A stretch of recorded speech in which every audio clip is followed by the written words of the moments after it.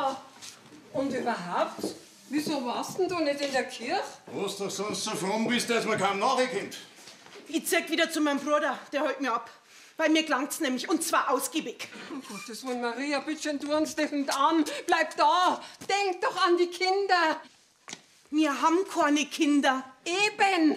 Maria, der Hof braucht doch eine Frau. Eine Frau schon, aber kein Volltrottel. Mein Bub ist kein Volltrottel.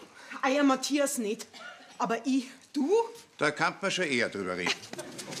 Was hat er denn schon wieder angestellt? Angestellt? Angestellt nix.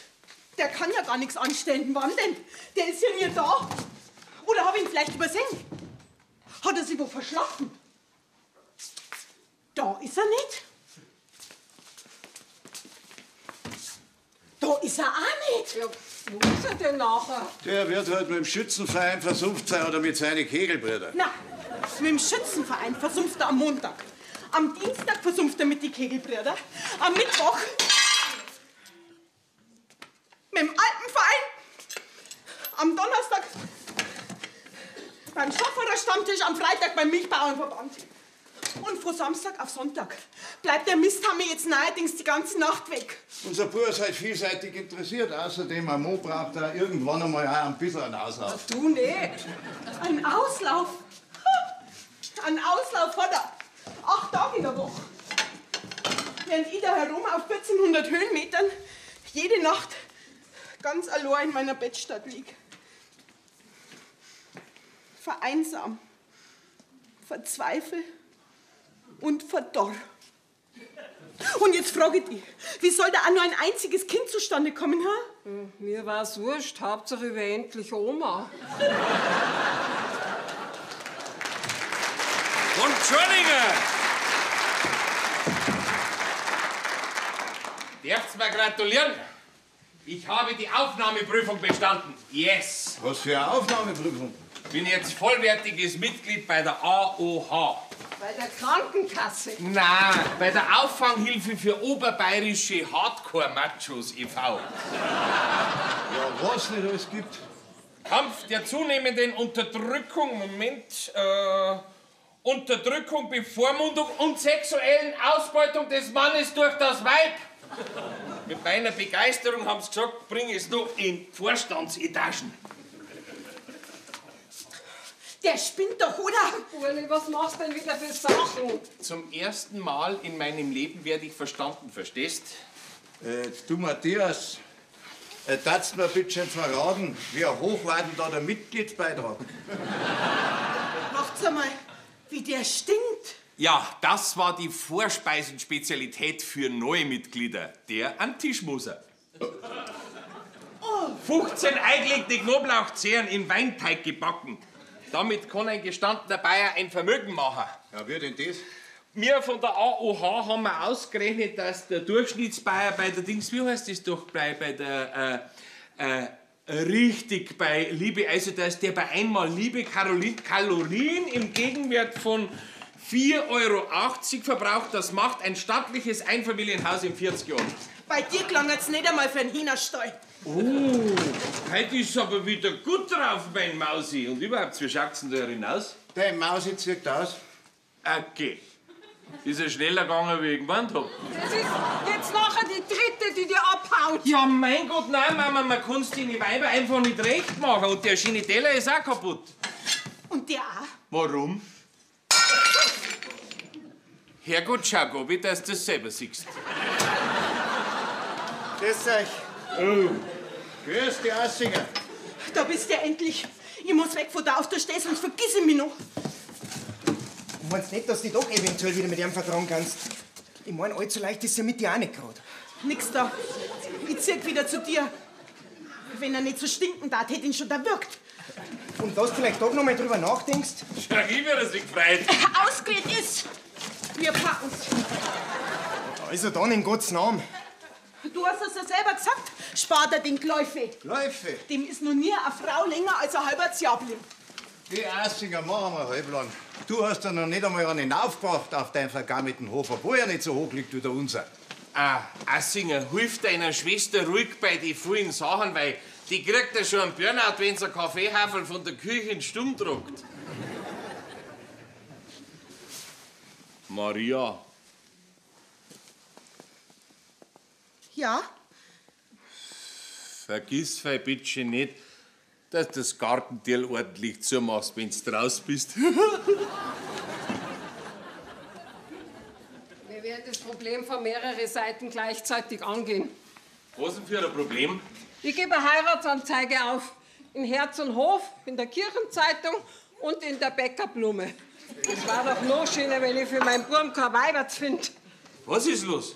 Vielseitig interessierter Bergbauer sucht verständnisvolle Nadel im Heuhaufen. Mom, lass einfach gut sein. Mir kommt keine Frau mehr ins Haus und heiraten will ich schon gleich zweimal nicht. Der Hochwirt Ja, hat aber auch... der Hochwirt, der redet sie leicht. Die Kirche weiß ganz genau, warum sie ihre Priester vor der Ehe schützt. Und außerdem, die Zeiten haben sich geändert. Eine Durchschnittsfamilie besteht heutzutage aus einem Single und einem Labrador. Wir brauchen einen Hoferben. Aber nicht mit mir, not with me, no go. Mama und ich werden keinen mehr zusammenbringen.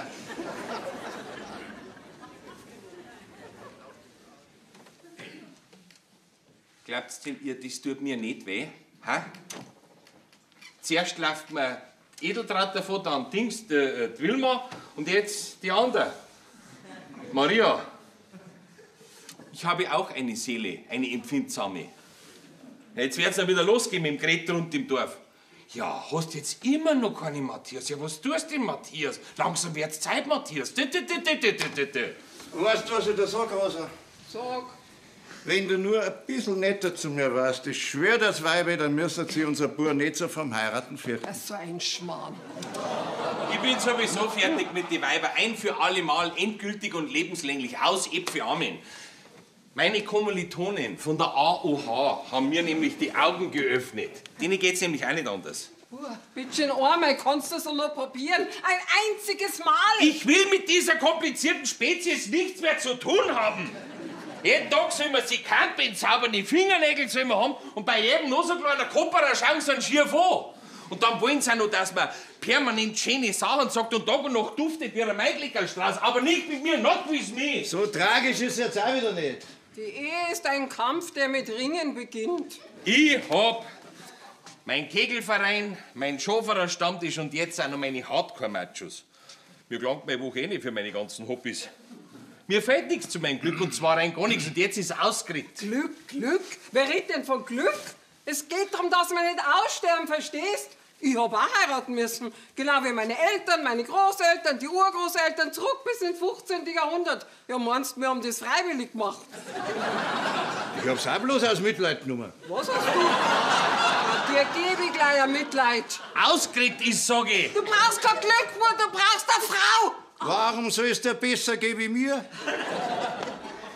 Das sehe ich schon. Bei euch zwei muss ich härtere Bandagen aufziehen.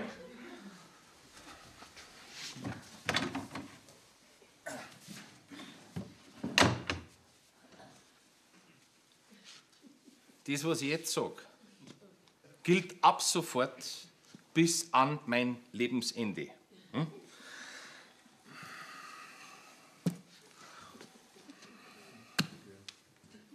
Ab jetzt keine Weiber mehr. Das schwöre ich bei meine Kier, meine Schaf, meine Hähnen, alle Bienensteck und bei meinem Gockel Hansi. Servus, grüß euch, braucht mal wieder was? Grüß dich. Ein schönes Fleckviecher, die Mutterkuh samt dem Kalbi, ein Zuchtstier, Lampin, Schaf, Leghhähner, Lipizzaner, nix. Lipizzaner hast du jetzt auch schon. Alles habe ich sogar die Option auf eine Würgeschlange. Also, wie schaut's aus? Wir brauchen nichts. Wir haben nur Rindviecher. Ja, habt ihr schon gehört?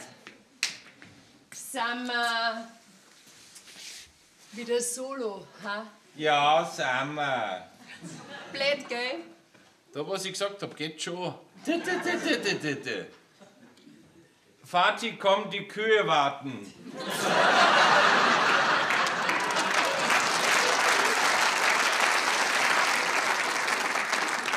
Brauchst du einen Schnaps? Allweil, ich mag einen und du, Mann, ich brauchst einen. Ist wegen einem Burm. Sucht er wieder eine. Ja, ich werde mit dem Pfarrer reden. Mit dem Pfarrer?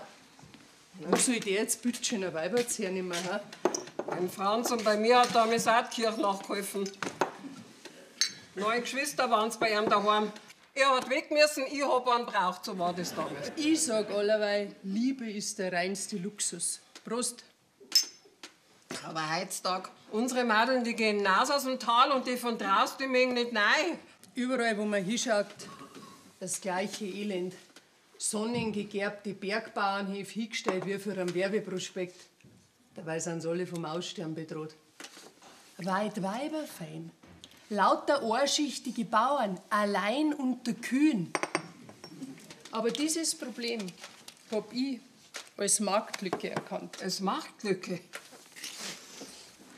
Nicht verzagen, Lisa fragen. Dann erst verzagen. Jetzt pass einmal auf. Lisa Ramberg, Vermittlungen aller Art, mit Steuernummer. Das ist. Ich vermittle zusätzlich Saisonarbeiter, Mägde, Knechte, Au-pairs. Alles, was irgendwie am Leben ist. Außer Obst und Gemüse. Ehefrauen auch. Grotti. Du, in meiner Datei habe ich einen Haufen heiratswillige Damen. Schöne, schirche, gestumperte und gewamperte. Okay.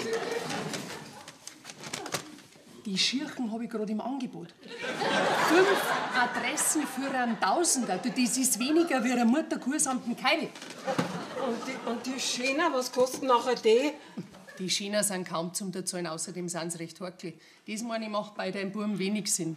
So wie ich das sehe, braucht der eine, die was aushalten. Ja, freilich. Aushalten muss, was keiner. Eine Russin. Eine Russin? Glaub mir's, die sind zach. Gerade erst habe ich eine Hintere vermittelt in die Jachenau zum Steigerbauer. Vor 14 Tagen haben sie geheiratet. Ein Paar wie aus dem Heimatfilm. Ja, kennen die Deutsch? Sie kann kein Deutsch und er kann kein Russisch. Die beste Voraussetzung für eine harmonische Beziehung. Na zdrowie. Und ja, was Einheimisches hast du nicht? Was Einheimisches? Jo, da. Sennerin aus der Stadt, Schwabing. Studiert, 25 Jahre geschieden, 2 Kinder, mit dem 3. ist schwanger. Mehr hat er sowas? Eher nicht. Was ist mit derer? Eine Retoure, viel zu bes. Aber da, meine ich, da hätte ich was. Ganz was Feins. Palinda aus Bali. Du, denen ihrer Lebensphilosophie ist das Streben nach Harmonie von in der Früh bis auf Nacht. Harmonie bis zum Abwinken. Eine Harmonie?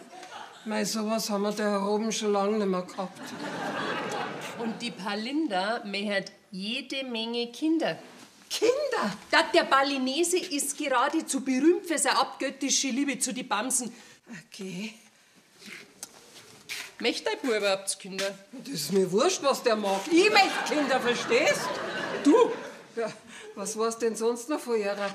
Sie hat noch 10 Geschwister, arbeitet mit daheim auf dem elterlichen Bauernhof und zusätzlich jeden Tag noch 2,5 Stunden in der benachbarten Gästepension Anita. Deswegen kann sie auch relativ gut Deutsch. Eine Bauerntochter aus Bali. Ja, das war schon ganz was Besonderes für einen Hof da herum. Mei, probieren kann man's ja. Ja gut, du dann sagst jetzt deinem Buben, er soll einen recht romantischen Brief schreiben und eine Fotografie von sich dazu, der eine war am Bauch ein bisschen leizig, gell? Ja, mein Bruder schreibt im Leben keinen romantischen Brief. Ja, dann muss er halt eine Russin nehmen, da braucht's keinen Brief, da gelangt ein Foto. Ja, wenn's mir nicht bald mit deinen Russen gehst. Dann schlag halt endlich ein. Was darf denn nachher sowas kosten? Schon? So viel? Das Flugticket, der Transfer, die Vermittlungsgebühr, meine persönliche Beratung und Unterstützung während des gesamten Vermittlungsablaufs, Betriebskosten, Steuer. Und schon sind wir beim nächsten Problem. Dann kann ich da leider nicht helfen. Hey, ich kann dir die Sterbegeldversicherung von meinem Mann auflösen. Kanntest du so lange warten? Schon? Aber ob das gelangt? Ja, zur Not löse ich halt meine auch noch auf. Rosa, das ist ein Wort. Schlag ein. Jetzt brisiert's mir aber. Ich hab noch 2 afrikanische Straußen am Hänger, die brauchen liefern, gell? Vierte.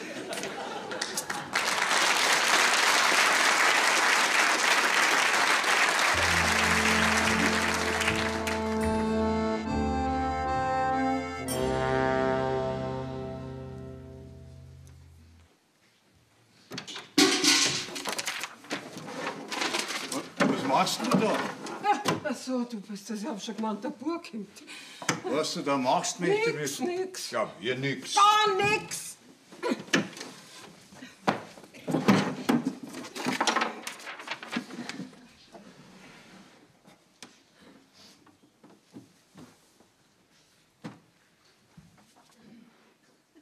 Wie hörst denn das auch, Kerl? Wer? An wen schreibst denn du an solch einen Brief? Ans Finanzamt. Finanzamt. Mein Engel.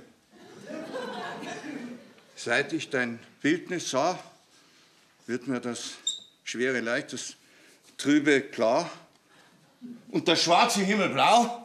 Soll ich dir einen Tee kochen? Du schaust gar nicht gut aus. Deine samtweichen Augen, dein gütiger Blick haben mich bis ins Innerste erschüttert und durchgewühlt. Aufgewühlt. Ich stehe kurz vorm Herzinfarkt. Das war jetzt arg ungünstig, weil Sterbeversicherung habe ich nämlich gekündigt. Du sagst mir auf der Stelle, wer der Eigentümer ist von den gütigen Augen von den Samtweichen. Oh, mein Franzl. Wir zwei haben ausgefranzelt. Sind wir so lang verheiratet und du führst die alle meine auf wie so ein eifersüchtiger Sizilianer. Das tut mir richtig gut, glaubst du das? Um Gottes Willen, was ist da denn? Meine Frau betrügt mich nach 45 Ehejahren. Und dann fragt mich diese Nitribit, was mir ist. Ja, jetzt bitte beruhig dich grad wieder. Die Ramberg-Lisa vermittelt unserem Burm ein Madel aus Bali. Palinda heißt's. Aber ohne einen gescheiten Liebesbrief und ohne eine schöne Fotografie können wir den nicht herlocken. So jemand muss man schon was bieten, verstehst? Und derer schreibst du einen Liebesbrief? Ja, unser Bub bestimmt nicht. Wie kannst du mich nur so der Schrecker?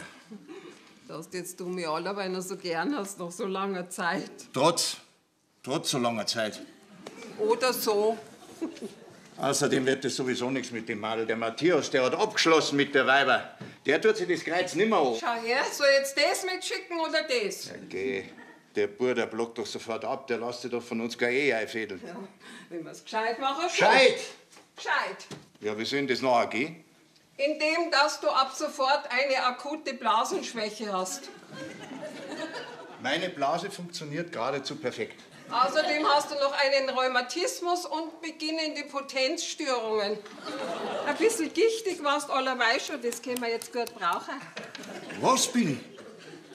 Ab heut lassen wir zwei alle Viere hängen, legen uns mit einer Wärmflasche aufs Kanapee oder gleich auf ins Bett und lassen uns von unserem Burm bedienen. Du hilfst ihm nicht mehr im Stall und auf dem Feld, ich koch nichts mehr und kümmere mich auch nicht mehr um den Haushalt. Ich leg mir eine saubere Altersschwäche zu, mit dem Kreuz, glaube ich, habe ich es auch schon lange nicht mehr gehabt. Das ziehen wir durch, so lange, bis unser armes Kind völlig überfordert ist. Den machen wir fertig. Und dann? Dann bleibt ihm nichts anderes über, als dass er eine geduldige, sanftmütige Altenpflegerin für uns engagiert. Palinda aus Bali. Genau. Und wenn dieser Engel dann bei der Tür kommt, mit ihren gütigen Augen, mit ihren Samtweichen und ihrem ganzen balinesischen Zauber, dann zirkt unserem Burm die Knie weg vor lauter Liebe auf den ersten Blick. Und wenn er dann lichterloh brennt vor lauter Glück und sie auch, dann beicht mir einer den ganzen Schwindel. Mei, Rosa, was hast du denn da wieder ausgedickt? Ja, ich träume heute davon, dass übers Jahr unser erstes Enkelkind im Kerbel drin liegt. Und das Jahr drauf vielleicht noch eins. Und dass irgendwann gerade so umeinander wuseln im Haus und auf der Wiesen. Mei, war das nicht schön. Mei, Weibe, ich versteh dich ja. Wenn wir das schaffen, Franz, dann gehst du zu Fuß auf Altötting, den kompletten Rosenkranz-Marathon. Versprichst mir das? Wenn du mitgehst. Wenn's meine Gesundheit zulässt. Sag einmal, was ist mit euch zwei los? Dem Vater geht's nicht gut. Wieso, was feit ihm? Mei, alt wird er. Hey, der Pap doch nicht. Und das Wasser kann er nicht mehr halten. Und Sie, da reden Sie auch nicht mehr so mit Ihren vollen Krampfadern. Ja, das Altwerden, eine elende Sache. Ich habe keine einzige Krampfader. Die wird schon noch kommen. Außerdem riechst du nach Rheumasalbe. Wo riech ich nach Rheumasalbe? Überall. Und du schmatzt beim Essen. Ich schmatze, du schmatzt. Dafür habe ich keine Blasenschwäche. Ich auch nicht. Kürbiskerne sind gut sein dagegen. Rosa jetzt, Glanz! Ja! Schau dein Vater! Jetzt siehst du das selber, er kann das Wasser nicht halten.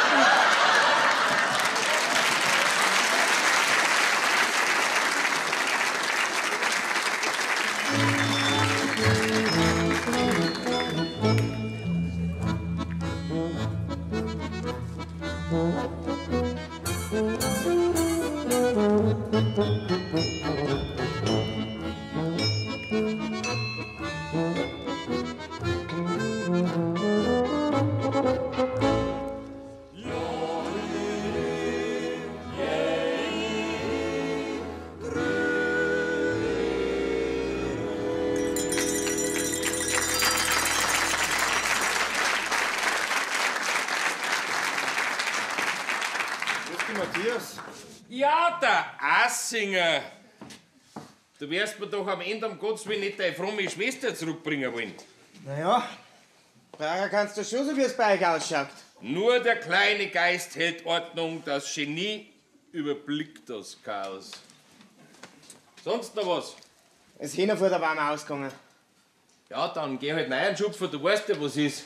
Muss schauen, dass die Wäsche trocken wird, bevor es wiederkommt. Ja, vergeht's gut. Sing's gut. Ach gut. Ich hab gehört, deine Alten geht's nicht gut.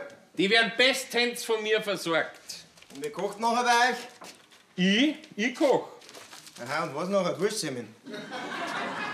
Heute hat's ein bayerisches Pizzapfandl gegeben. Und woher kannst du noch auf einmal kochen? Mein Macho-Club veranstaltet regelmäßig Schulungen in Waschen, Bügeln, Kochen für alle unterdrückten Mannsbrüder, die sich endlich emanzipieren wollen. Also wenn es einmal bei dir so weit war. Gell?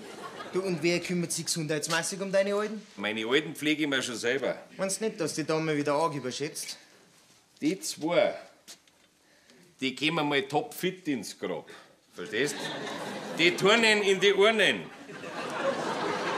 Ja, wenn das so ist. Ja, so ist es. In der Truhe liegt die Kraft und jetzt wieder schauen. Matthias! Matthias! Ja, was noch? Matthias, magst du das nicht vielleicht. Also doch wieder, also, wie soll ich sagen, quasi zurücknehmen? Wen? Meine Schwester die Maria. Hab ich's mir doch gedacht. Daher war das Liftel. Hat sie die geschickt? Nein, ich bin freiwillig gekommen. Ja, seitdem die wieder da ist, habe ich keine gute Stunde mehr. Alles weiß besser, alles kann's besser. Am ganzen Tag hat's ja Schnattern offen und überall red's mir rein. Sag einmal, wie hast denn du das ausgehalten? Mei, Kegelverein, Schützenverein, Schoferer Stammtisch, Milchbauernverband. Also lang mag ich das nimmer. Vertragst du einen Knoblauch? Ich vertrag alles, bloß keine besenfremden Weiber. Dann kommst du am besten zu uns in die Gegenbewegung. Die Zuflucht für gepeinigte Männer aus aller Herren Schichten. Ah, oha. Auffanghilfe für oberbayerische Hardcore-Machos e.V. Mehrer sag ich nicht. Jeden Dienstag um 7 Uhr drunter beim alten Wirt. Und das nutzt was? Wenn die Schmerzgrenze hoch genug ist. Ja, geht's nimmer. Wo bleibt denn meine Wärmflaschen? Und der Bab gehört neue Quindel drinnen. Ich komm sofort! Und dann Hunger hat er auch. Ja, das ist recht. Auf was hat er einen Appetit? Was möchte er denn? Ein Grießnockersuppen möchte er. Ja, die koche ich ihm. Die Unterhosen gehört auch bügelt, bevor du sie in den Schrank reinrammst. Wird alles bügelt, Mom. Mom, magst du Bügelfalten auch, nein? Muss nicht sein. Obwohl, warum nicht?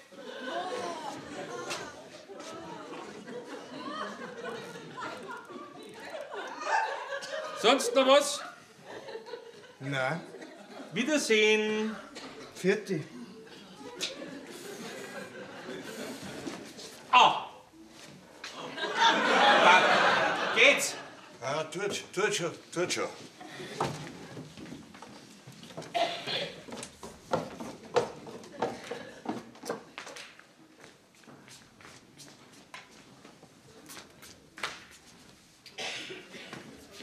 Aber lieber nicht, das treibt. Medizin.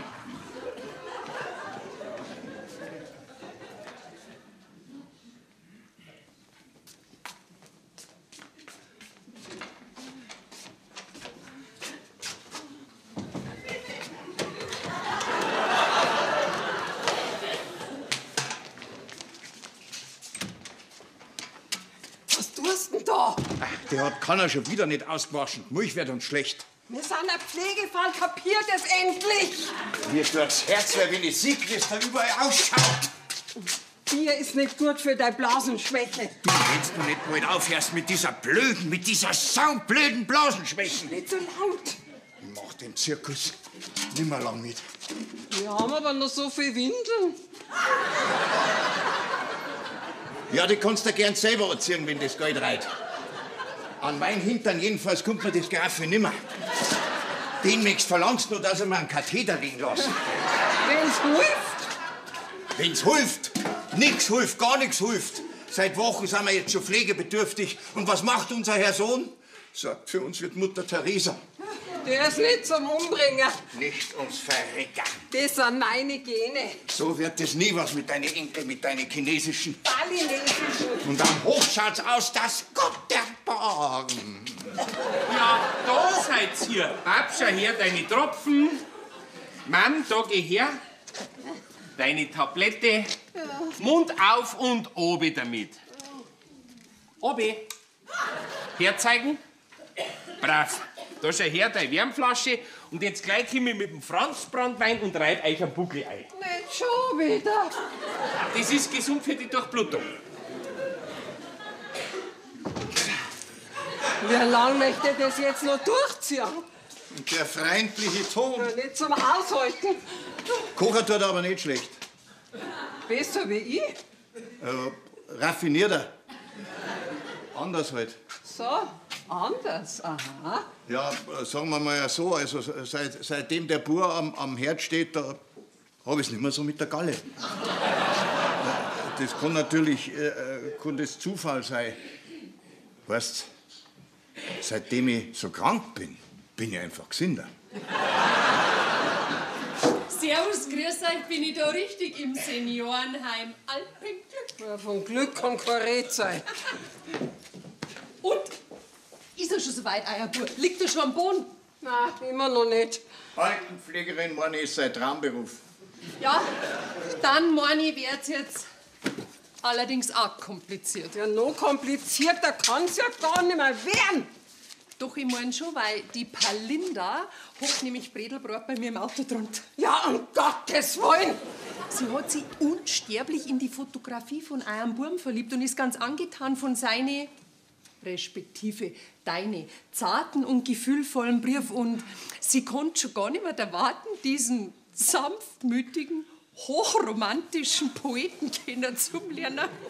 So wie das sieht halt der Matthias unser Pflegeprogramm aber noch ein paar Wochen durch. Ja, dann heißt's jetzt Gas geben. Ja, wir denn? Wir haben ja schon alle Krankheiten auf und runter. Wir erbarmen uns ja schon selber vor lauter Bresthaftigkeit.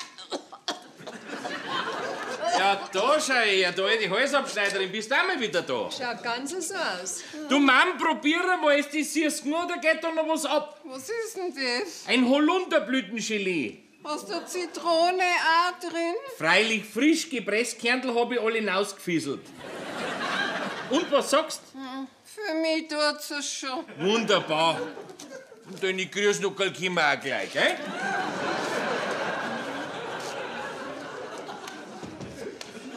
Meter hoch steht das Gras auf die Feder, Maikübi flackert, sternvoller Dreck umeinander, rund um den Hof schaut's aus, als wie bei die Grattler. Und er, was macht er? Er weckt Holunderblütengelee ein und kocht Grießnockerl. Sagt mal, geht's eigentlich noch? Und zum Klöppelkurs möchte er sich jetzt auch noch anmelden, damit Rosa und ich ein schönes Deckel aufs Nachkastel kriegen. Geh, Matthias. Nein, Pap, den hab ich leider absagen müssen. Das war mir alles ein bisschen viel geworden. Aber deine Grießnockerl kommen gleich. Und Badetag haben wir heute. Nicht schon wieder. Soll ich dir mal was sagen, ha? Wenn du so weiter tust, dann stirbst du sowieso noch vor deine Alten. Aubi Zwick.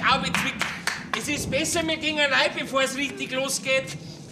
Es wird nimmer lang dauern und dein Herz-Kreislauf-System lässt aus. Dann flackst am Boden wie eine Kuh nach dem 10. Kaiwi. Zack, bumm, Exitus. Und weil ich das vermeiden möchte, deswegen bin ich da. Oh, du Grundgütige. Druck die.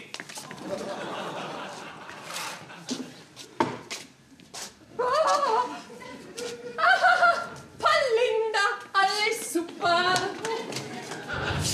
Palinda, gleich geht's los. Jetzt gibst mir mal schön den Koffer.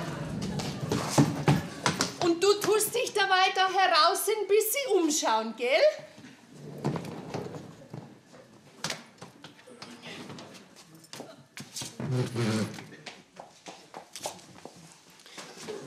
Ich tu dich dann holen und du tust jetzt ein bisschen schön warten.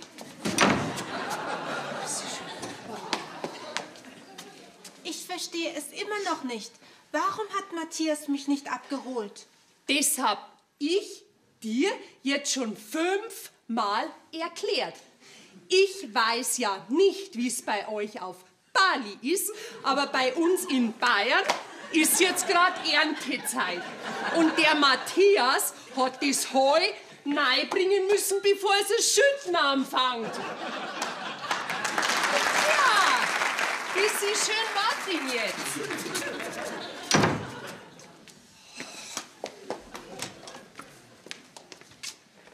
Kannst doch nicht gleichzeitig für uns da sein und für den Hof. Die Arbeit, die wir früher zu dritt gemacht haben, mit der Maria sogar zu viert, die kann doch einer allein nicht ertragen. Jedenfalls nicht lang. Ja, freilich ist das alles ein bisschen viel, das gebe ich schon zu. Und darum... Sie hätte eventuell jemand für uns eine Aushilfe. Ganz was Liebes. Eine Augenweide. Eigentlich viel schade für da herin. Aus Bali, die Insel der Götter, das Land des Lächelns, die zarte Seele Asiens. Wenn das kein Omen ist, sie heißt Palinda. Eine Frau. Ja, eher schon. Ja, freilich eine Frau. Die versorgt den Pap und mich oder so und du kümmerst dich endlich wieder um die Bauernarbeit. Soll ich dir Pudel zeigen von ihr? Vielen Dank, aber ich glaube mich zu erinnern, wie der Weibertz ausschaut. Sie sind zwar menschenähnliche Wesen, aber trotzdem gibt mir keine mehr ins Haus, das habe ich geschworen. Aber so wie es jetzt ist, geht's doch nicht weiter. Du hast doch selber gesagt, dass wir alles tun werden. Da darf doch selbst der Herrgott einsehen haben. Da schau her. Das ist... Ja, ich weiß selber, dass es so nicht mehr weitergehen kann. Ihr habt mich wirklich an den Rand meiner Kapazitäten gebracht. Na also. Und darum habe ich bereits telefonisch für eure Pflege um einen Bufti ersucht und der wurde mir auch dank der Beziehungen der AOH bewilligt. Einen was? Was bitte schön ist ein Bufti? Ja, das kommt von Bundesfreiwilligendienst. Unser Bufti ist 18 Jahre alt, hat einen Schnellkurs gemacht in Waschen, Kochen, Füttern, Sterbebegleitung.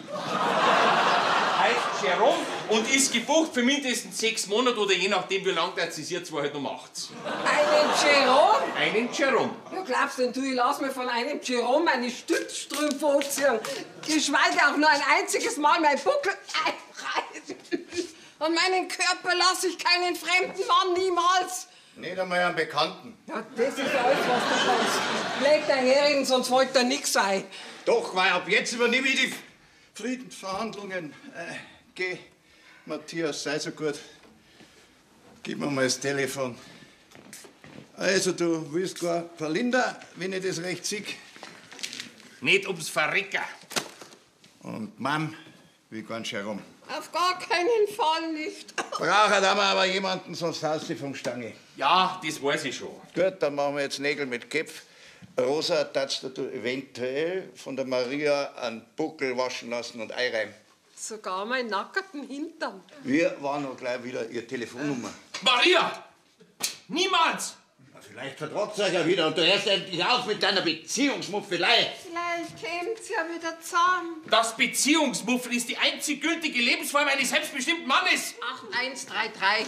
Na, Pap, euch bloß das nicht! Alles. Alles. Wirklich. Ehrenwort. Alles bloß. Komm, Maria. Das ist ein Wort. Na, bring ich das jetzt. Was bringst du mir?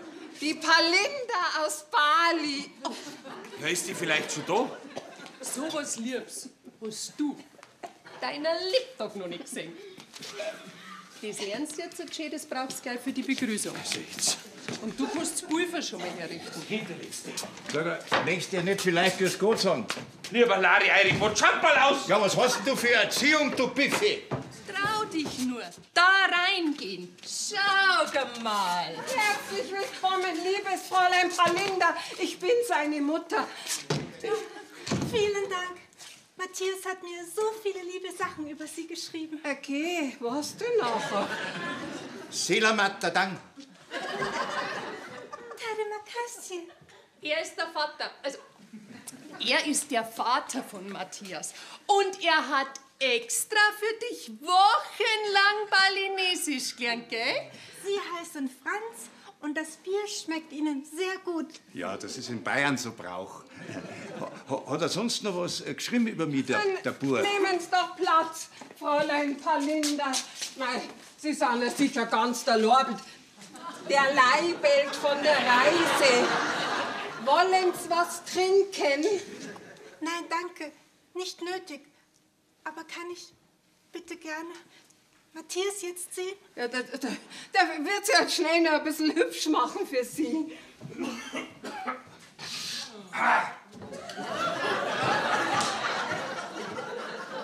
Herr.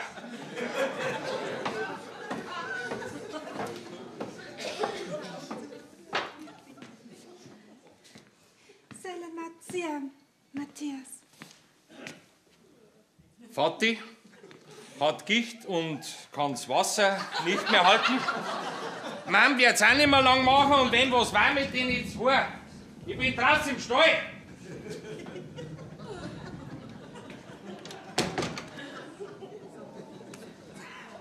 Siehst du, er war ganz hin und weg vor lauter Freude.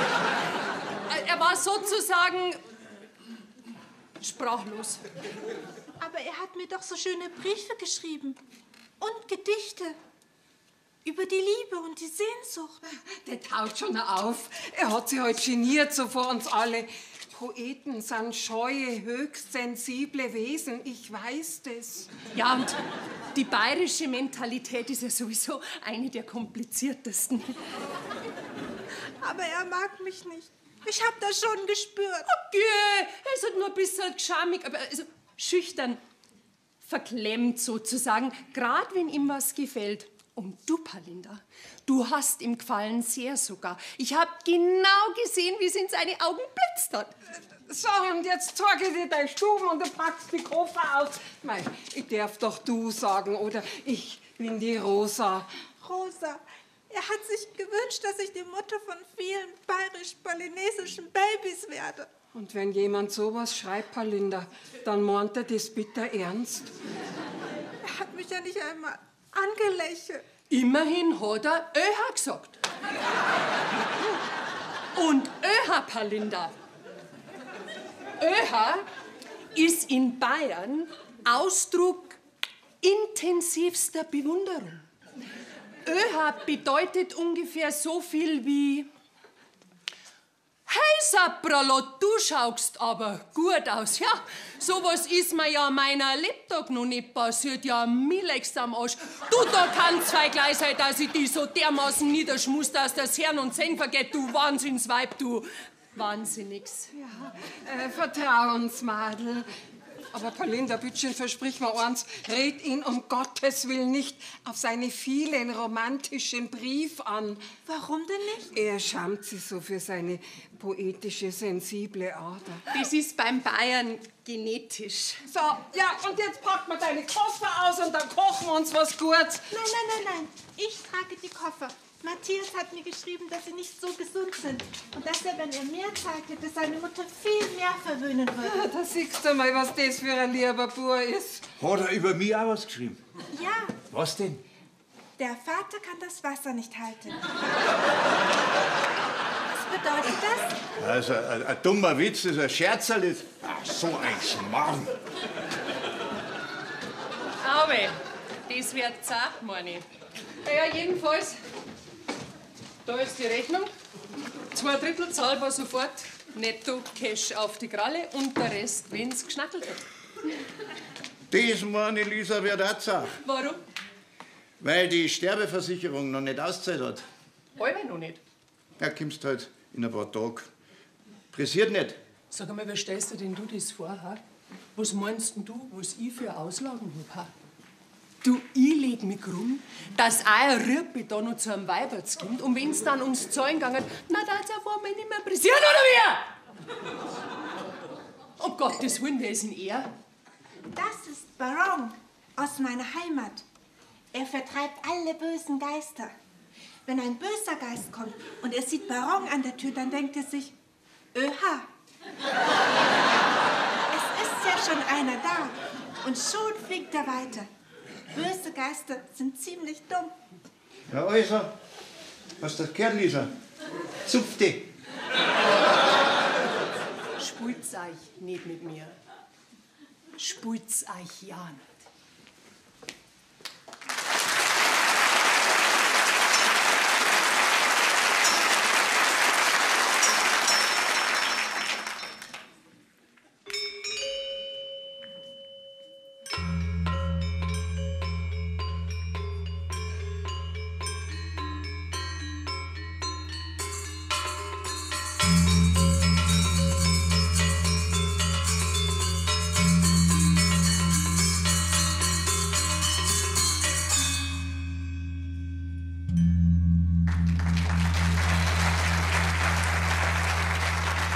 Guten Morgen, Matthias. Wo ist der Vater?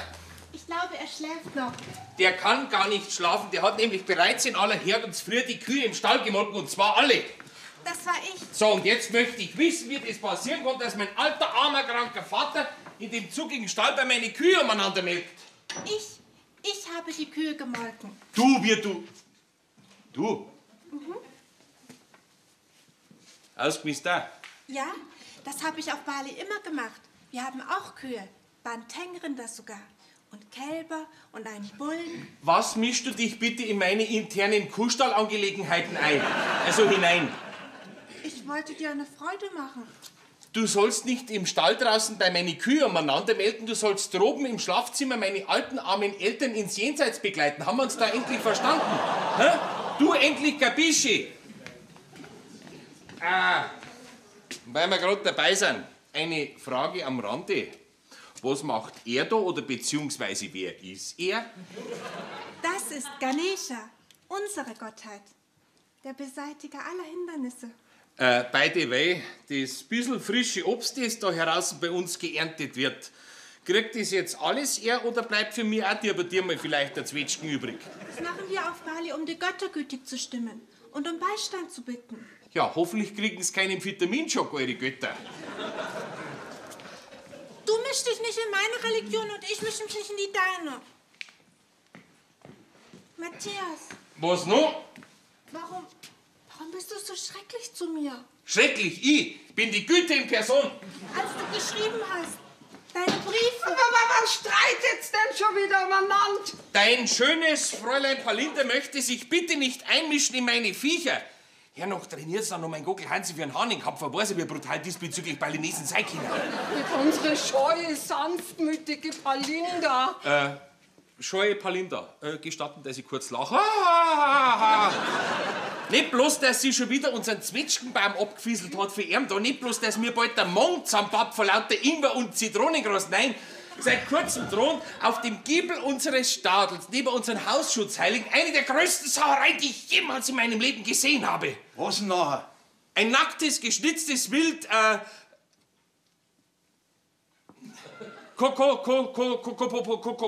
kopulierendes Pärchen, da schaut selber. Was bedeutet kopulieren? Schade, dass du an das nicht mehr erinnern kannst.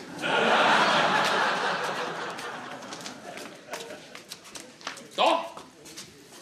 Jeder, der zu uns auf Besuch kommt, sieht als allererstes diese Sittenlosigkeit. Ja, Madel, was hast du denn dabei gedacht? Das ist ein Blitzerbleiter aus meiner Heimat. Das wird euer Haus beschützen. Unser Haus beschützen. Ihr habt so eine schöne Breich. Das muss ich dafür schon sagen. Gratuliere. Die Göttinnen des Blitzes sind Jungfrauen. Die werden sofort abgeschreckt. Wenn sie diese Figur sehen, ergreifen sie sofort die Flucht und suchen sich ein anderes Haus, in das sie ungestört einschlagen können. Bam! Weißt was? Die zwei Nackigen, die tust mir wieder runter vom Dach, gell? Was sollen die Leute von uns denken, wenn sie auf unseren Stadel zugeht wie einen Puff? Und überhaupt, wo bleibt mein Frühstück? Aber ich habe doch so schreckliche Angst vor Gewitter. Ja, dann bleiben sie natürlich drum. Ist so kreislich sind sie auch wieder nicht.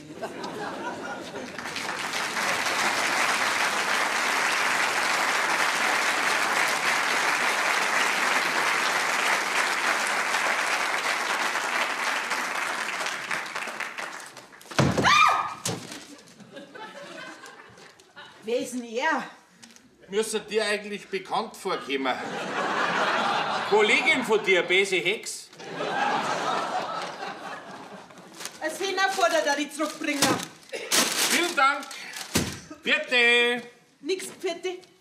Wir zwei haben zu reden. Ja, da brauchen wir gar nicht mehr reden, weil es bleibt dabei. Ich nehm die nicht mehr zurück. Es geht nicht um die. Es geht um deine kranken Eltern. Was ist mit denen? Ich bin ein frommer Christmensch. Allerdings.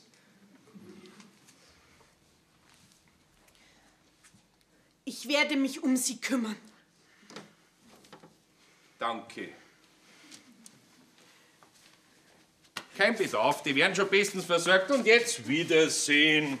Hab's schon gehört. Sollst ja neuerdings was Pflegeleichts bei dir am Hof haben. So, was noch? Etwas aus dem Himalaya, St. Leid. Ob Himalaya, Timbuktu oder Schneizelreit, scheißegal. Weiber sind Weiber. In der Kirche hat's auch noch nichts gesehen. Dabei braucht die bestimmt dringend beichten.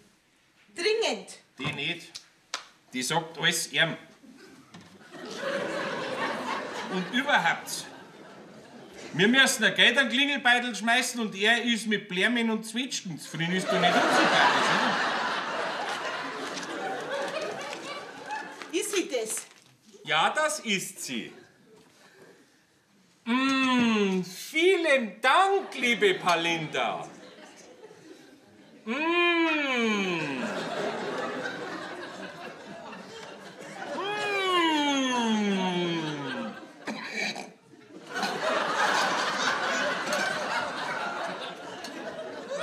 Was ist denn da drin?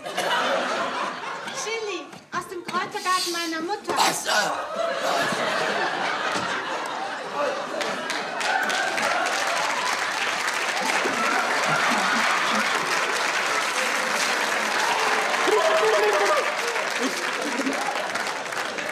Möchten Sie auch? Na, da friss ich lieber das Hühnerfutter. Und herzlichen Glückwunsch zu dem Muhaken. Alte Biskorn.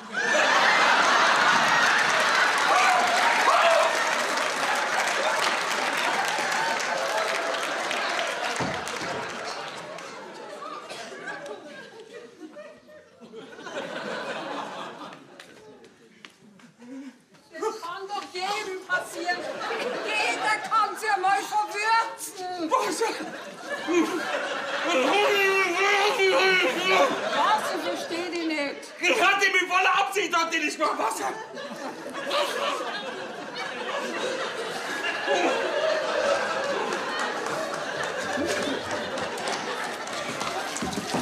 Ich lass mir ja allerhand von dir gefallen, aber diesmal mach ich's Gerichtsmasse. Was ist denn jetzt schon wieder los? Ich lass mir doch von dir nicht das Wasser abgraben, du Pfulzhammer, du Nötiger. Was ist für Wasser? Was ist für ein Wasser? hast, du hast mich oberhalb von meine Felder aufgestellt, sollst drunter halt alle meine Wiesen vertrocknen. Was hab ich sagen? Spitzt jetzt? Auf deinem Grund und Boden steht ein frisch aufgebauter Staudamm. Das wird Biber gewesen sein.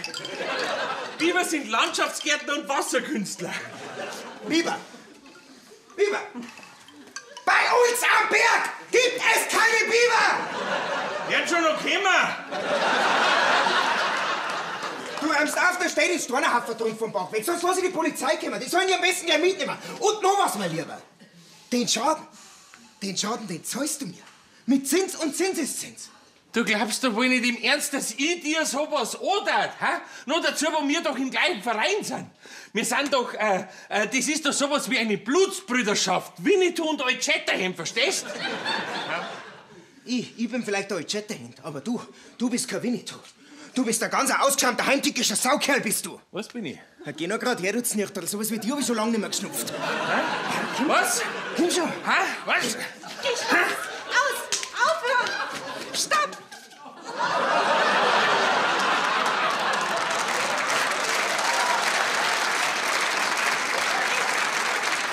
Ich habe den Bach gestaut. Ich konnte nicht widerstehen. Auf Bali stauen wir jedes noch so kleine Bächlein, um damit Reisfelder anzulegen. Ein Reisfeld. Du wolltest bei uns ein Reisfeld anlegen. Bei uns in Bayern ein Reisfeld. Entschuldigen Sie bitte. Ich bringe das natürlich alles wieder in Ordnung. Es wird nur ein bisschen dauern, bis ich all die Steine, Äste und Zweige... Ich habe es sehr stabil gebaut. Ich hoffe, Sie können mir verzeihen. Ja, logisch kann ich das. Jedes Gott, das ist überhaupt kein Problem. Nicht das Geringste, das war ja noch schöner. Sie sind sehr liebenswürdig. Ja, und wenn's wollen, dann helfe ich Ihnen auch beim Abbau. Wann fangen wir noch? Morgen? Morgen. Vielen Dank. Tut's noch weh? Ja, bitte. Moment! Du sag einmal, für was nimm ich dich mit in unseren Macho-Club, wenn du nicht einmal die Grundbauern unserer Statuten kapierst, du Hirni? Das Gesäusel kann sich doch kein Mensch nicht anhören, das ist doch sowas von peinlich ist das sowas. Ja, und entschuldigen Sie bitte schon mein Auftreten von zuerst, aber meine Nerven liegen im Moment ziemlich blank. Wissen Sie, in einem von meinen Heistadel hat nämlich neulich der Blitz eingeschlagen. Obwohl ihm seine Stadel viel höher liegen wie meine, also ich mein, da kann man schon mal nervös werden, gell? Ja, und weißt du auch, wen du diesen Blitzschlag zu verdanken hast? Ha, weißt du das? Nicht, aber ich weiß ja, es. Gewitter heute! Können wir nicht noch ein bisschen kühlen? Nein, das war nämlich nicht das Gewitter, das war auch die Palinda. Palinda heißen Sie? Ich bin der Herbert. Sie hat nämlich auf unserem Giebedrom eine Konstruktion der besonderen Art angebracht, sodass jeder Blitz, der eigentlich bei uns einschlagen müsste, Zuflucht beim Nachbarn sucht und dort sein Unheil anrichtet. Also, morgen dann um 10 drunter am Staudamm. Herrgott, schau, Obi, dass du das selber siehst.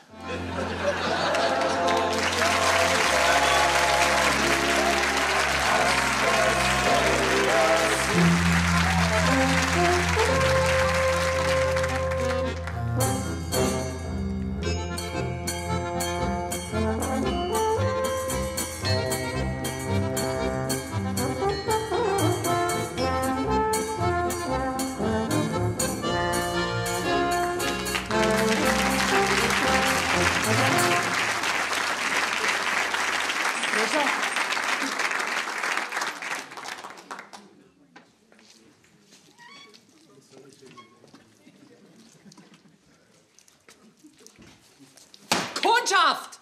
Was willst du nachher du schon wieder? Mein Geld möchte und zwar jetzt sofort auf der Stei. Lisa, ich bin eine arme, alte, kranke Frau. Ich muss mich schonen. Kommst halt ein andermal, Pfiate. An was habe ich getroffen? Unseren Briefträger. Und weißt du, so, wie geht's ihm denn? Viel zum Schleppen hat er, sagt er. Sagt er. Ja, zum Beispiel da zu euch rauf. Ein Einschreiber mit einem dicken Scheck drin. Von einer Versicherung. Um genau zu sein, von einer Sterbegeldversicherung. Und zwar schon vor Wochen. Ja, wenn's der Wastel sagt, wird's schon so sein. Da frag ich mich dann schon, warum ich mich allerweil anlegen lassen muss, wenn der Scheck doch schon so lang da ist. Weil deine Vermittlung, Lisa, die hat doch hinten und vorne nicht funktioniert. Da geht ja rein gar nichts, geht da zusammen mit den zwei. Im Gegenteil. Nicht nur, dass er sie dick hat, nein, jetzt mag sie auch nichts mehr von ihm wissen. Jetzt haut er ihm schon zum Frühstück ab von Chili in sein Kaffee, dass er den ganzen Tag keine Luft mehr kriegt. Hier liegt eindeutig eine Reklamation vor, wenn nicht gar eine Körperverletzung. Also ich bin ja wirklich ein herzensguter, hochanständiger Mensch, Rosa. Aber wenn mir einer blöd kommt, Rosa, dann wär ich zum Fisch. Glaubst du mir das? Aufs Wort. Aber von Menschenzusammenführung, Lisa, hast du, wie man sieht, nämlicherweise überhaupt keine Ahnung. Für die, meine ich, war's besser, du bleibst bei deinen Würgeschlangen. Also mir sind ja in meinem Leben wirklich schon viel Ganoven und Halsabschneider untergekommen, gell? Aber du, Rosa, du schlagst wirklich alle Rekorde. Gratulation. 10 Kinder waren's bei uns daheim, 10 Stück. Aber die zwei, die denken ja nicht im Geringsten an eine Fortsetzung dieser jahrhundertealten, schönen Tradition. Ich muss ins Bett. Ich darf mich nicht aufregen wegen meinem sensiblen Nervensystem. Rosa, ich krieg mein Geld schon. So oder so. Das verspreche ich dir. Ich finde eure Lösung. Und wenn ich euch bis in die letzte Instanz verklagen muss, hasst mich! Da sagst du warst ein anständiger Mensch. Da darf ich an deiner Stelle mal ausführlich drüber nachdenken. Dringend!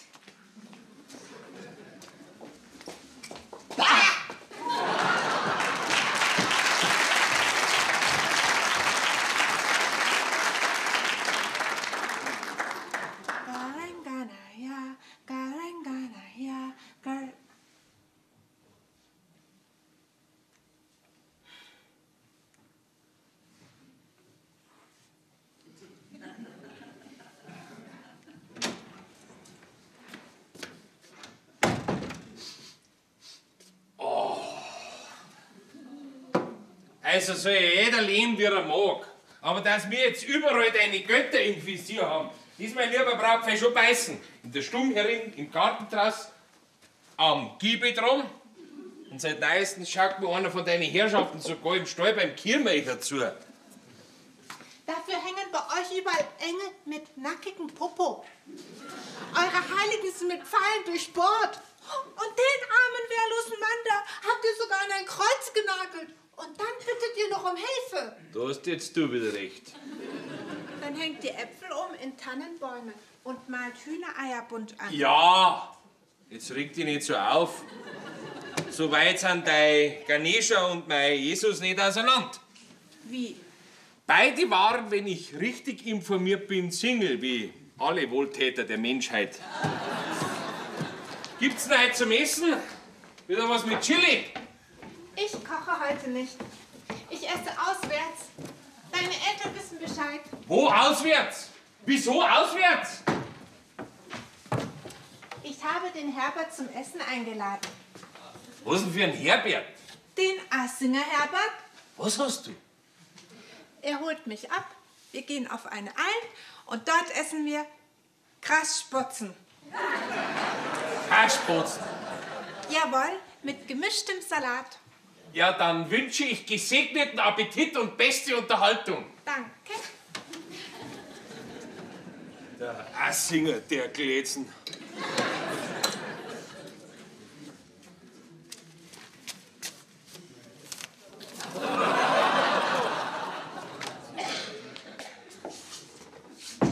Lieber Herr im Himmel, warum kommen die nicht einmal am Sonntag in Ruhe seine Zeitung durchbladdeln? Dauert nicht lang, wir werden's gleich haben. Was ist das? Ein Festkostenangebot Für was?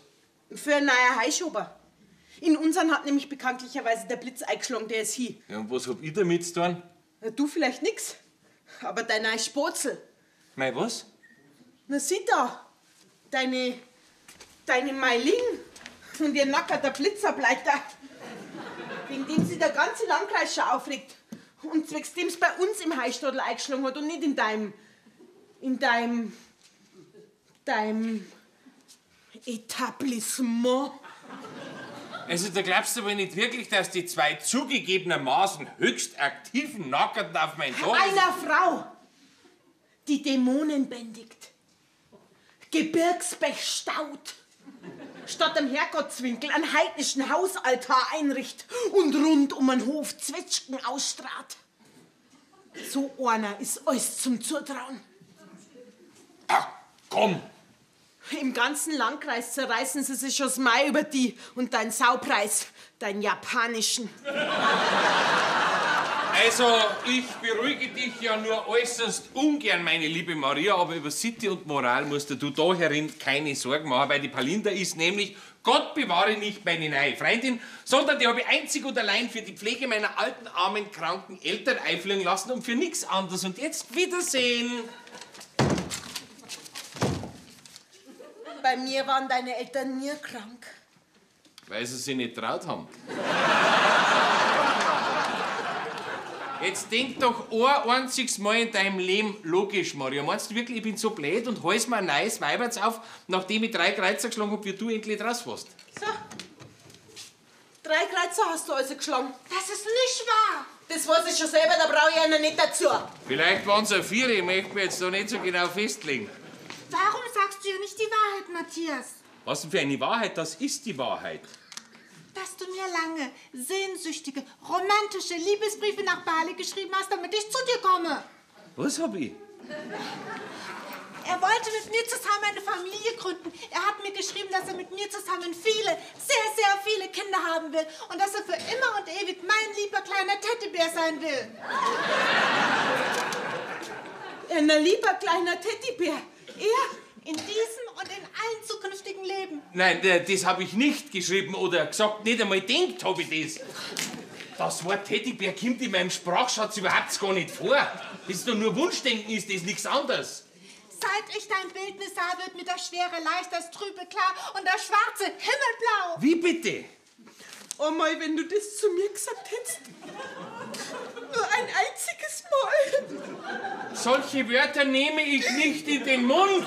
Das widerstößt gegen alle meine Grundsätze und Statuten. Deine sandweichen Augen und dein gütiger Blick haben mich bis ins Innerste aufgewühlt und erschüttert.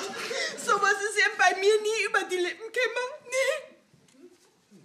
Nicht einmal in der Blüte unserer Liebe. Das ist nicht meine Schrift. So, das ist also nicht deine Schrift? Und das ist dann auch nicht dein Bild?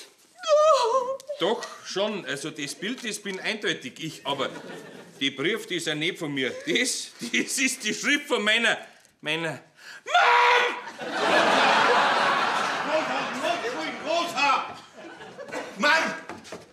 Mom ist gerade samt dem Nachthimmel, ist die gerade am Balkon runtergekupft. Was? Mom, über den Balkon? Ja. Wenn ich mich nicht täusche, dann flüchtet die gerade mit unserem neuen Bulldog ins Kind. Was tut die?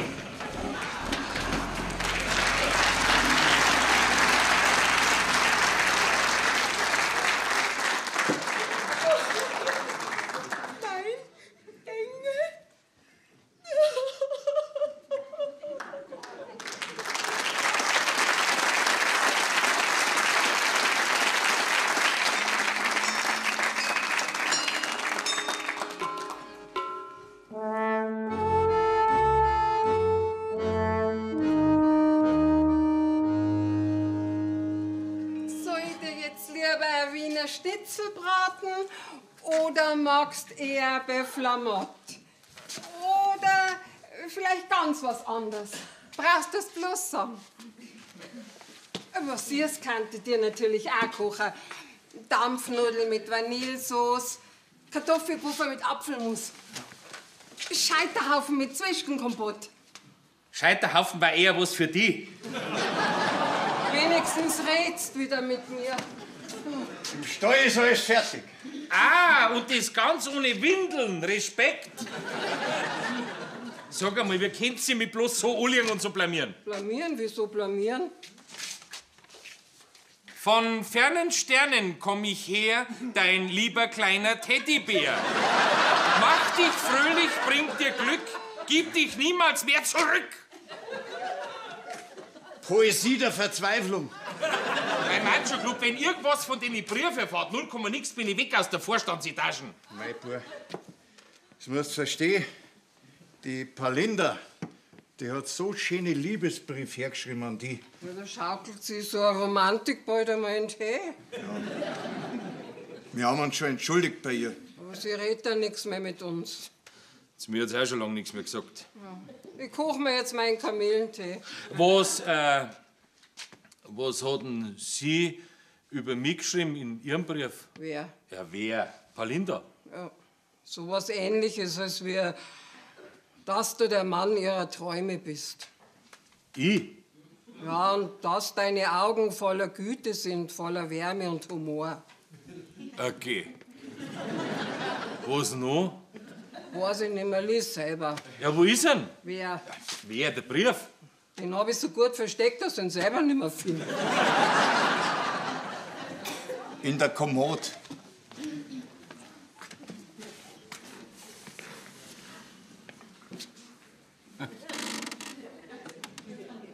Güte, Wärme und Humor. Sachen gibt's.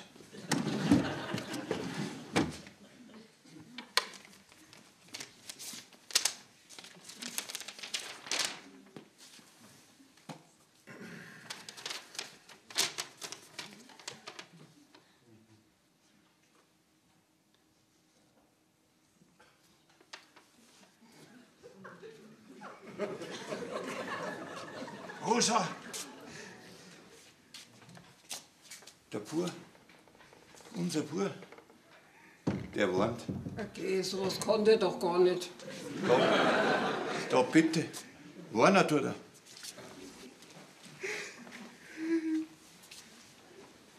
Ich hab ihn noch nie warnen sehen. Nicht einmal als Kind, wenn mir die Hand ausgerutscht ist. Habt ihr gewusst, dass ich eine vertrauensvolle Ausstrahlung hab? Oder dass man in meinen starken Armen Frieden und Geborgenheit finden kann? Habt ihr das gewusst?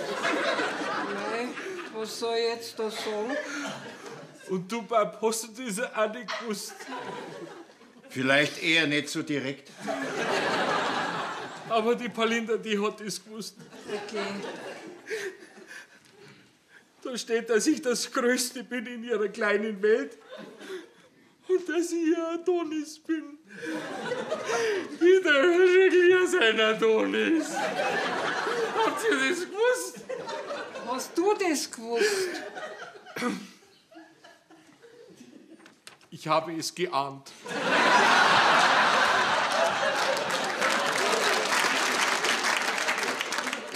Tief in meinem Innersten habe ich all das, was die Palinda da so Wunderbares über mich schreibt, geahnt. Und jetzt, wo es da steht, spüre ich all diese Eigenschaften plötzlich selber. Welche? Meine Güte, meine Liebe und mein Humor.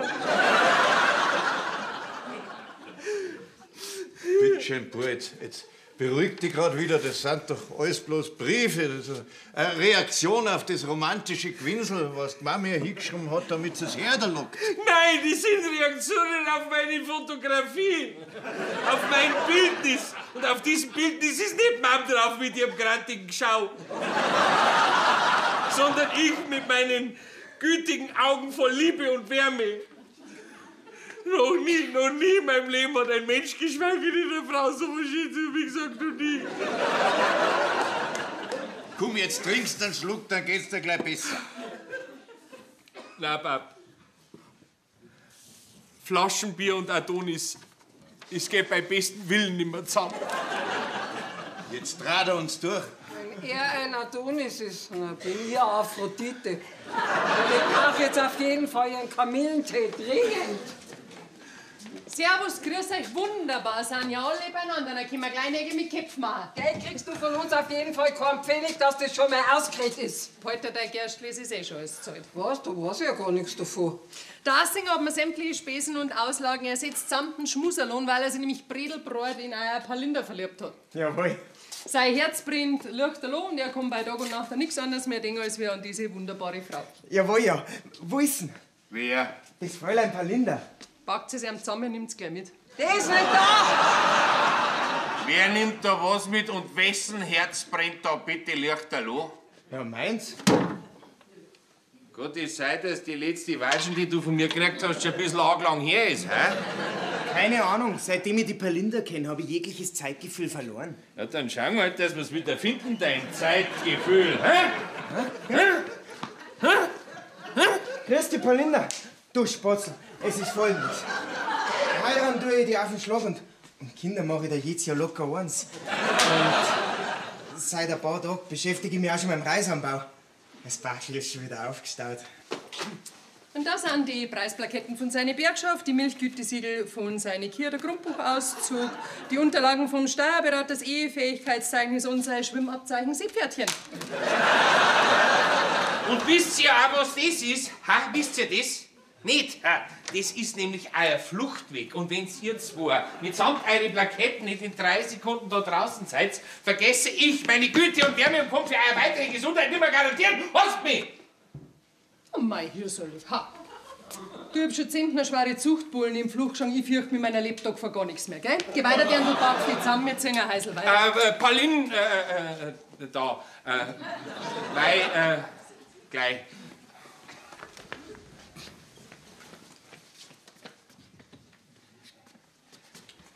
Unsere Kühe haben nämlich auch Gütesiegel. Und der Bergkäse von unseren Schaferl wird weltweit vermarktet. Und unsere Hähner legen grüne Eier. Und das Hai ist das Würzigste auf dem ganzen Berg. Aber er heiratet's. Ja, da kann ich natürlich nicht mithalten. Lieber Herbert, ich danke dir von ganzem Herzen für dein liebenswürdiges Angebot. Gern geschehen. Aber ich fliege zurück in meine Heimat. Genau. Was? Was? Hier kann ich auf keinen Fall bleiben. Ich habe Heimweh.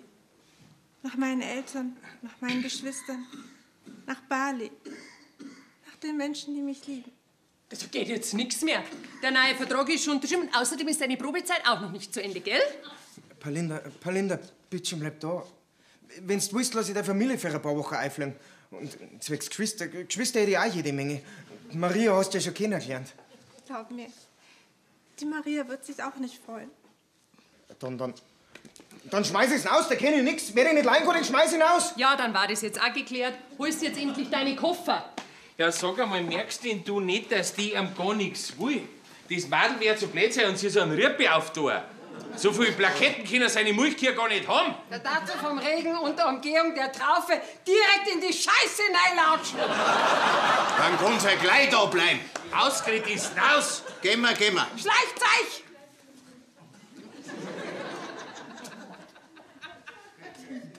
Ihr wollt's doch nicht, dass ich das arme Madel regresspflichtig mache, oder? Deine Regressansprüche, die zahl ich auf der linken Arschbacke ab.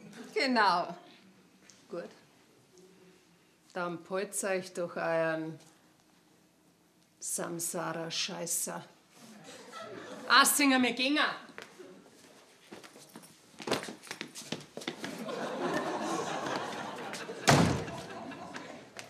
Das eine sag ich dir. Russinnen, das ist die Zukunft.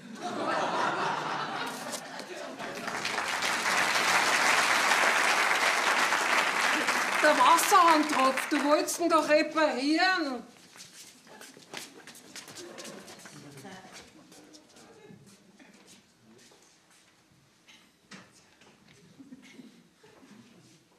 Oder er ist ein Ming.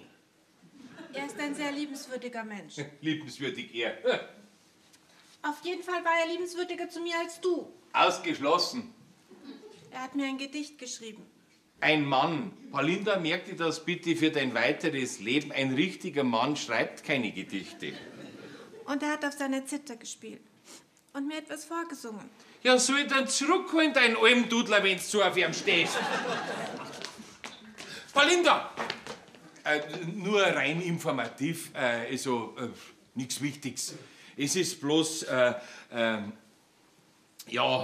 fliegst du wirklich wieder zurück auf dein Bali?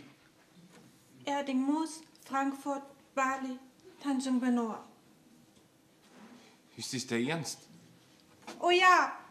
Ja, aber das geht doch nicht. Ich bin doch dein Adonis. Was bist du? Ja, dein Adonis, weißt schon. Das bist du nicht. Das warst du ja gar nicht. Und das wirst du auch nicht mehr sein. Nie, nie mehr. Ja, und was ist mit meinen starken Armen und mit meinem Humor? Du hast ja gar keinen Humor. Du bist ein aufgeblasener Gockel, das bist du. Ja, aber in deiner Heimat werden solche stolzen und stattlichen Hähne sehr verehrt. Bis sie im Kochtopf landen. Und irgendwann landen sie im Kochtopf alle. Moment.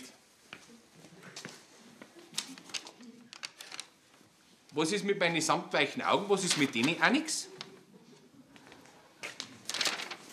Au! Vergiss bei deine zwei Nackerten nicht!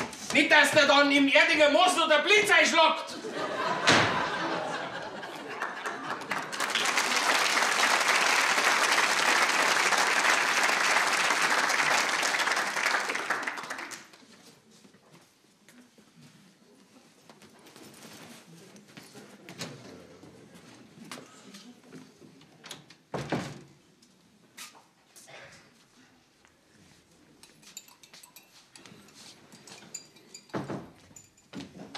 Linda, Ich suche meinen Koffer. ich muss mit dir reden.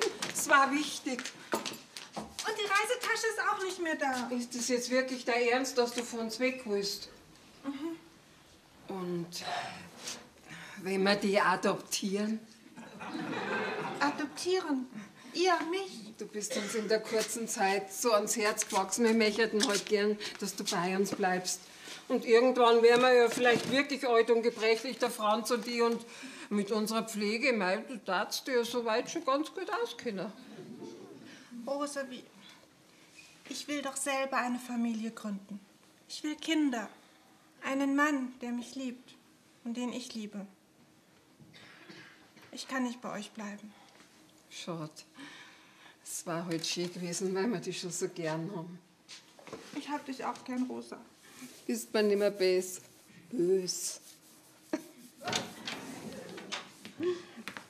Allmählich mache ich mir wirklich Sorgen um unseren Burm. Wieso? Auf unserem Misthafen steht er drum und vergrabt einen Reisekoffer. Was? Die Taschen auch? Nein, Taschen nicht. Die hat er in der Odelgrum versinkt.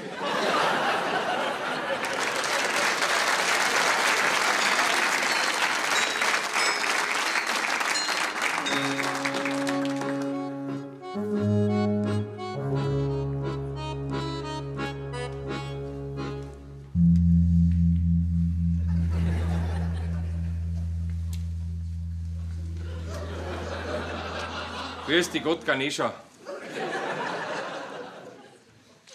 Ich hab mir halt gedacht, vielleicht, dass du mal was anderes magst, als wie bloß ein Zwitschgen.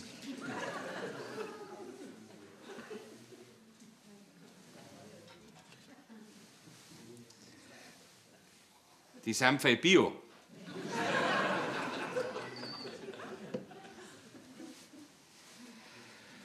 Ja, und wenn's gang, wär's halt schön, wenn's mir ein bisschen helfen darfst. Weißt schon, in besagter Angelegenheit. Dass halt noch ein bisschen da bleibt.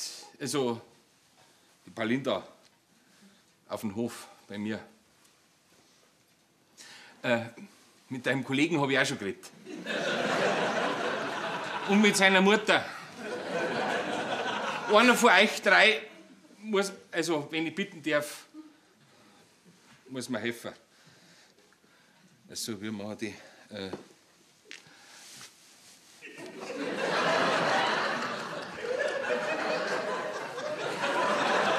Also, vierte Gott, Ganesha.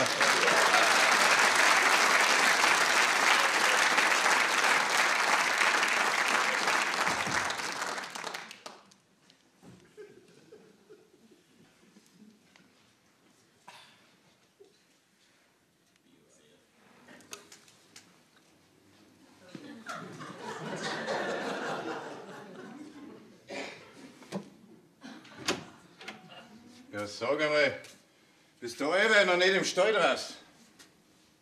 Pap, schick bitte nach dem Pfarrer Rutzmoser.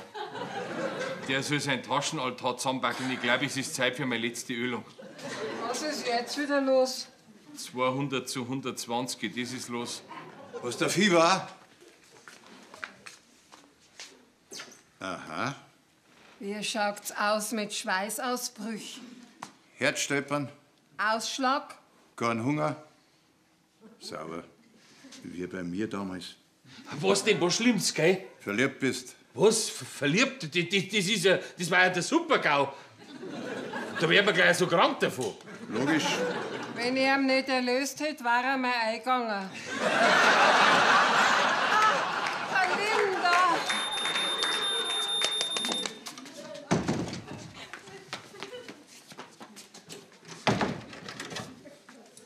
Der Wasserhahn tropft, du wolltest ihn doch reparieren.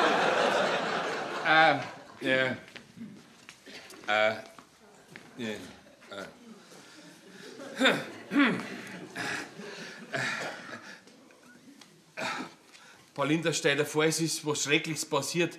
Es kann nämlich durchaus sein, dass ich verliebt war. Echt? Ja, und nur dazu in die, das ist doch der Wahnsinn, oder? Zuerst hab ich gemeint, das war ein grippaler Infekt oder Maul- und Klauenseuche oder sowas. Nein, verliebt bin ich, sagt der Pap. Was sagst du denn da dazu? Gibt's in diesem Haus vielleicht eine Reisetasche oder einen Koffer, der nicht im Misthaufen eingegraben ist? Sag einmal, kann das sein, dass du nicht im geringsten begriffen hast, was da unglaublich Aufregendes mit mir passiert ist, hä? Ich glaube, ich weiß ganz genau, was mit dir passiert ist. Ja. Weil sich ein anderer Mann für mich interessiert, interessierst du dich jetzt plötzlich auch für mich. Und seit du weißt, dass ich zurückfliege nach Bali, ist dein Interesse sogar noch gestiegen. Es geht gar nicht um mich, Matthias. Stimmt's? Es geht um deine Macho-Ehre. Einen plötzlich erwachten Kampfgeist. Kampfgeist, Schmarrn. Meine Liebe ist erwacht, Paulinda, meine Liebe. Altes asiatisches Sprichwort. Bad Timing.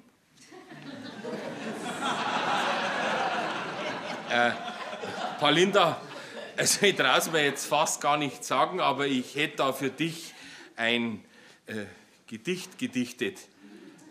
Magst du das hören? Auf keinen Fall. Also, pass auf. In der Früh kann ich nichts essen, weil ich an dich denk. Mittags kann ich nichts essen, weil ich an dich denk. Abends kann ich nichts essen, weil ich an dich denk. Und nachts kann ich nicht schlafen, weil ich Hunger hab.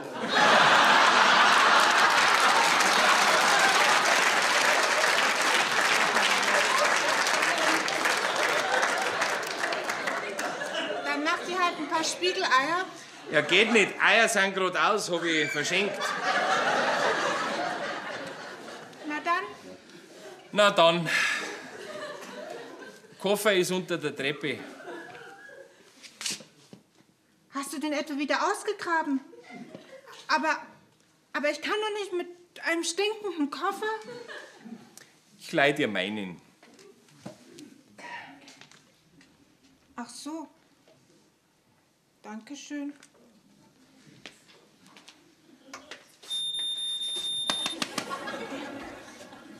Der ist aber schwer. Ja, ist ja auch schon was drin.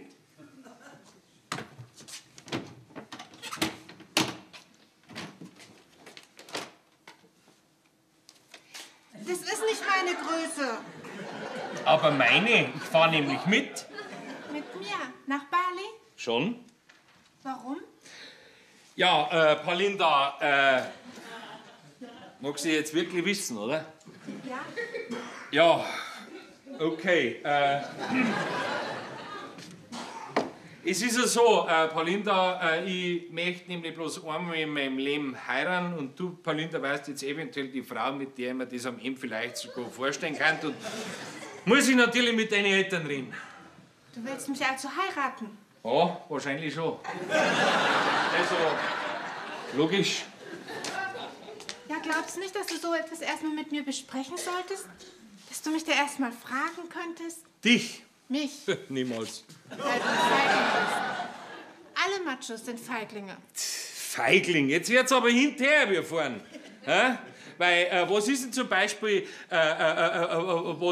was war denn zum Beispiel, genau, was war denn zum Beispiel, wenn du Nein sagen darfst? Ja, genau. Was wären dann? Genau, das sage ich dir nämlich jetzt. Na, fahr ich trotzdem mit. Weil für mich ein Leben ohne Dichterin keinen Sinn macht und wenn ich dann sterben soll vor lauter Liebeskummer, na, wenigstens in deiner Nähe.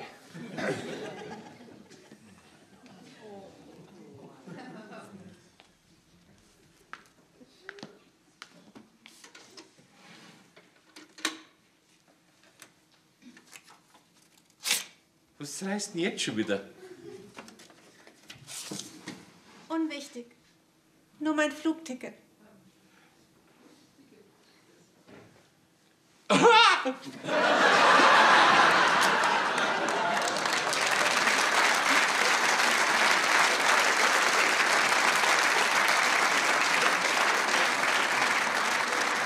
noch kein Appetit? Ja, also ehrlich gesagt könnte ich mir jetzt gerade im Augenblick was Schöneres vorstellen, als wir essen. Herrgott, schaut obi. Ah, wisst was? Schaut's alle obi, dass ihr selber seht. Moment!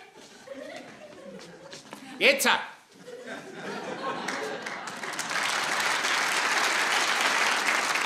Wenn ich das richtig teilt, geht's jetzt endlich doch weiter mit unserer Dynastie. Irgendwann muss der doch nach Luft schnappen. Muss er nicht, weil das ist bei euch genetisch.